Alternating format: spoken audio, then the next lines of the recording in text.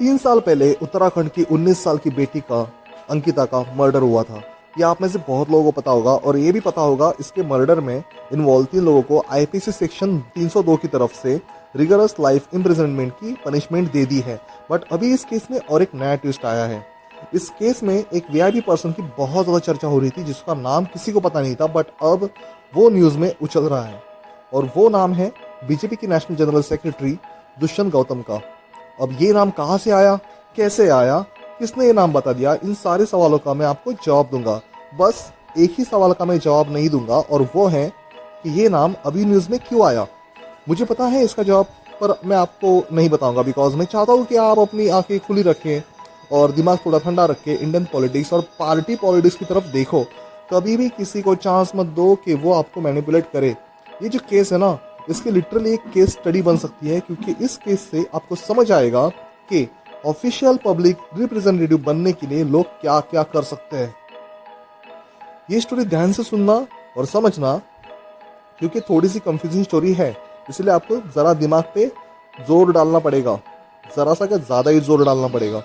तो चलिए स्टार्ट करते हैं। तो ये जो सो कॉल्ड वीआईपी का नाम दुष्यंत गौतम बताया जा रहा है, ये बताया उर्मिला सानवर ने। अब इसने अपने मुंह से नहीं बताया ये नाम, उसने प्रेस कॉन्फ्रेंस में एक वॉइस कॉल रिकॉर्डिंग सुना दी जिसमें सुरेश राठौड़ कह रहे थे कि वो वीआईपी दुष्यंत गौतम हैं जो वनंतारा रिसोर्ट पे थे। पर इस पर राठौड़ ने कहा ये voice call recording AI generated है। अच्छा, अब ये उर्मिला सानवर कौन है? एक्चुअली ये लेडी एक फॉर्मर एक्ट्रेस है, बट अभी ये क्लेम कर रही है ये वाइफ है farmer BJP MLA Suresh Rathore की। बट सुरेश राठौड़ इनको अपनी वाइफ नहीं मानते। इन दोनों का बीच का जो लफड़ा है ना, वो तो मैं आपको थोड़ी देर में एक्सप्लेन कर ही दूंगा। पर अभी ये जानना इंपॉर्टेंट है कि दुष्यंत गौतम का नाम सामने कैसे आया।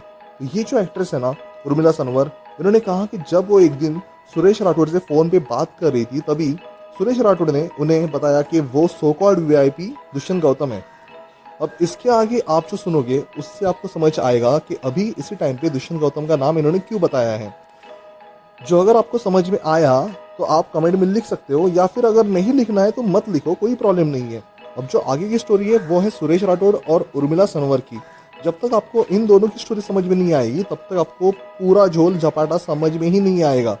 तो ये जो एक्ट्रेस है उर्मिला सानवर, इसने कहा है कि ये उस टाइम के बीजेपी एमएलए सुरेश राठौड़ से 2022 में मिली थी किसी टीवी सीरियल या फिल्म के काम करने के रीजन से।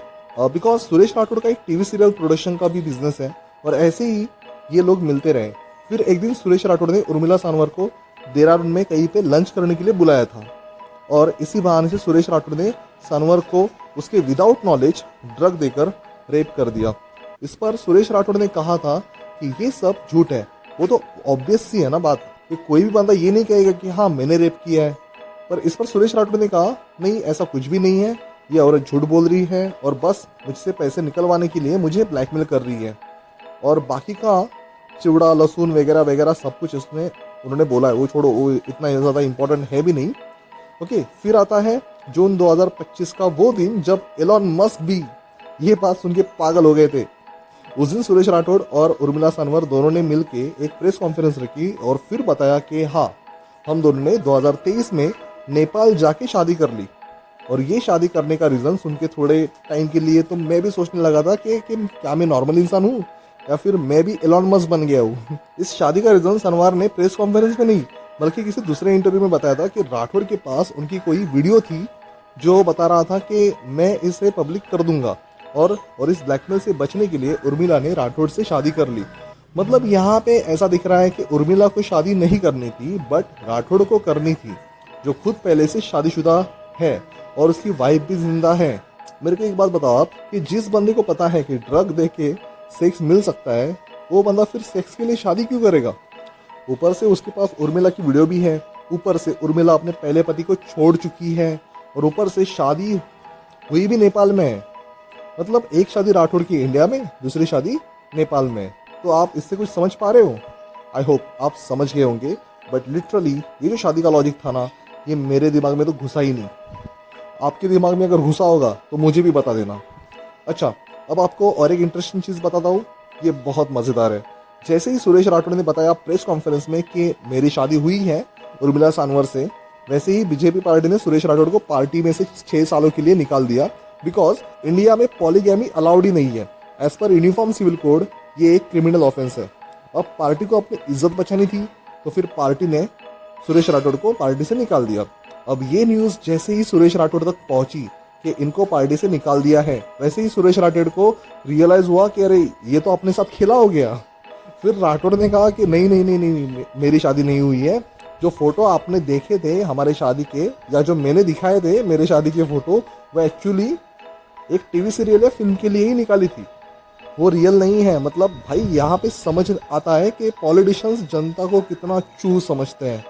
भाई जो इंसान कुछ दिन पहले तक प्रेस कॉन्फ्रेंस में खुद बोल रहा है अपनी शादी की फोटो दिखा दिखा के कि मेरी दूसरी शादी हुई है, अब वही इंसान बोल रहा है कि नहीं मैं उस टाइम पे कुछ अलग बोल रहा था, अभी शादी मेरी हुई ही नहीं है इनसे।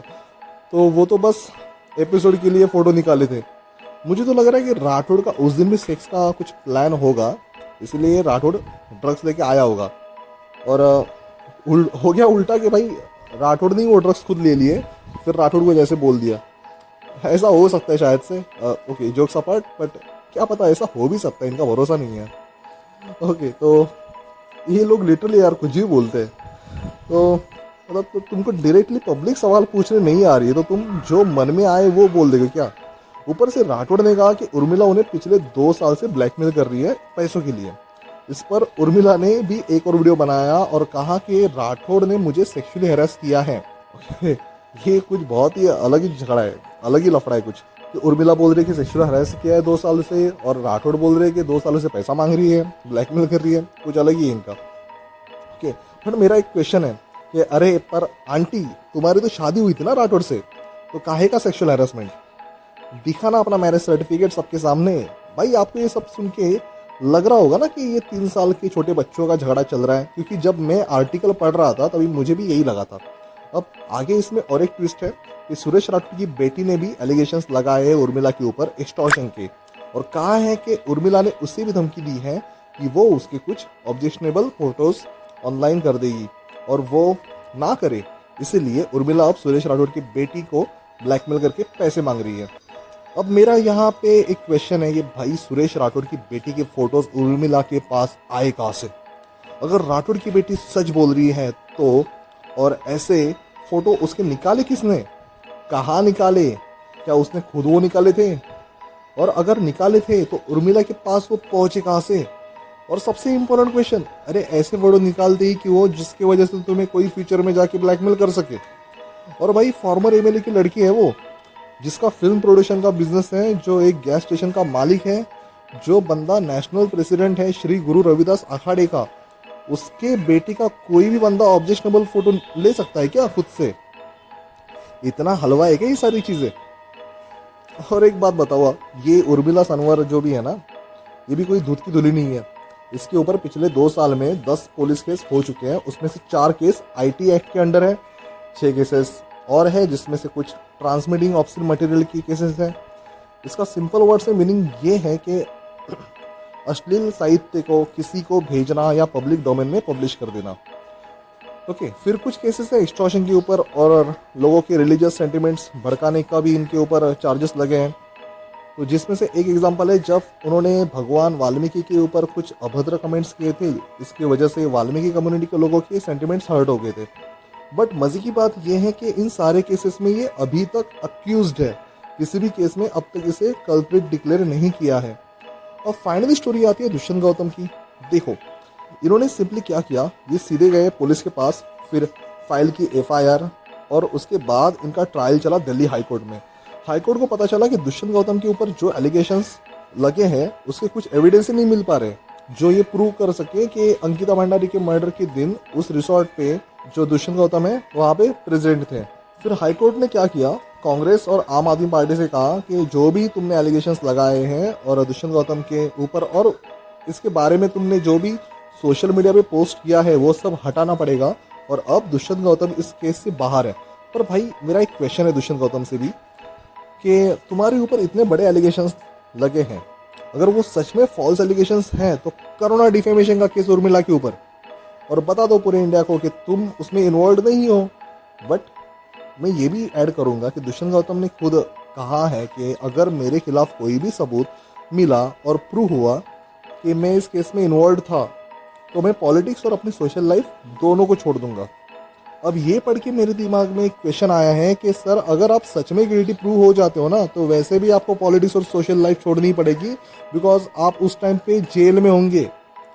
देखो, मैं एक बात बताता हूँ, और आप में से 99% लोग इस बात से एग्री करेंगे कि जब कोई भी इंसान सच एज पॉलिटिशियंस या कोई भी दूसरा इंसान किसी दूसरे पॉलिटिशियन या इंसान के ऊपर कोई भी एलिगेशंस लगाता है, तो आपका फेवरेट इंसान एलिगेशंस लगा रहा है इसीलिए वो सही है, ये मानना बंद करो। तुम देखो क्या वो जो एलिगेशंस लगा रहा है, क्या उसके एविडेंस उसके पास हैं। अगर नहीं है तो वो कैसे कह सकता है कि वो जो कह रहा है वही सच है, और आप भी उसकी बातों को सच क्यों मानोगे। ऐसा तो मैं अपने फैमिली को बोल दूं कि कल मैं चांद पे जाके आया था, तो क्या वो मानेंगे? उल्टा वो गाली देंगे, चप्पल विप्पल मारेंगे मेरे को, राइट? बिकॉज उनको रियलिटी पता है ना कि भाई नहीं गया था ये, वो क्यों मानेंगे। और अगर मैं बार बार इस चीज़ पे एम्फेसाइज करूँ, बार बार इस चीज़ पे बोलूँ कि नहीं मैं गया ही था, तो एट द एंड वो क्या बोलेंगे, चलो इसको पूछते कि भाई तेरा प्रूफ क्या है, प्रूफ तो दिखा दो कि चांद पे जाके आया है, राइट ना। और ये सिर्फ मेरे घर की बात नहीं है, ये आपके घर में भी ऐसे ही होगा। तो आप ना कभी बिना प्रूफ के किसी इंसान की बातों को सच मानना मत, राइट। तो जब भी वो इंसान दूसरे इंसान के ऊपर एलिगेशंस लगाएगा ना, तो उसे बोलना कि तू पहले हमको प्रूफ दिखा। अगर हमको दिखा नहीं सकता तो प्रॉपर कंप्लेंट फाइल करके कोर्ट में एविडेंसेस दिखा, तब कोर्ट देखेगा कि क्या वो इंसान सही बोल रहा था या झूठ बोल रहा था। जब भी आप कभी किसी के बातों में आते हो ना, तो ऐसे इंसान की इमेज पूरी तरीके से सोसाइटी में खराब हो जाती है, जो इनोसेंट है और बिना किसी गलती के वो बंदा कल्प्रिट बन जाता है। और दूसरी साइड ये है कि अगर आप बिना सोचे समझे किसी की बातों पे भरोसा रखते हो ना, तो वो बंदा समझ जाता है कि ये बंदा इजीली बाटली में उतर जाता है, तो ये तो अपने जेब में ही है, और इसकी वजह से आपकी भी इमेज उस इंसान के दिमाग में गधे की बन जाती है।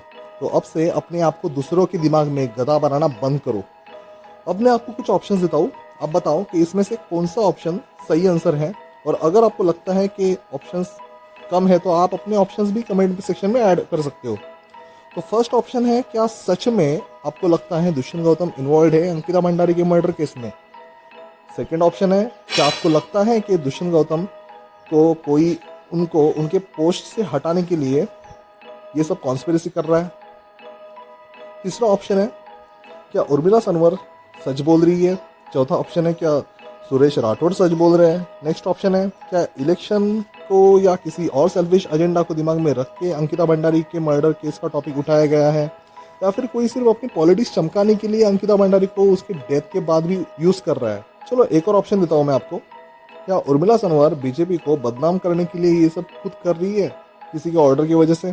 और ऐसा है तो बीजेपी एमएलए रेणु बिष्ट का नाम यहाँ क्यों आया है। अब इसकी जो स्टोरी है ना रेणु बिष्ट की, इस केस से रिलेटेड ही है, वो आप पढ़ लेना। अगर इसकी भी स्टोरी सुननी है तो कमेंट में लिखो रेणु बिष्ट, तो फिर नेक्स्ट टाइम इनकी भी स्टोरी सुनाई जाएगी जो इस केस से रिलेटेड होगी। ओके, अब सबसे इम्पोर्टेंट क्वेश्चन ये है कि क्या इन सारी चीज़ों से अंकिता भंडारी की फैमिली हैरेस नहीं हो रही है।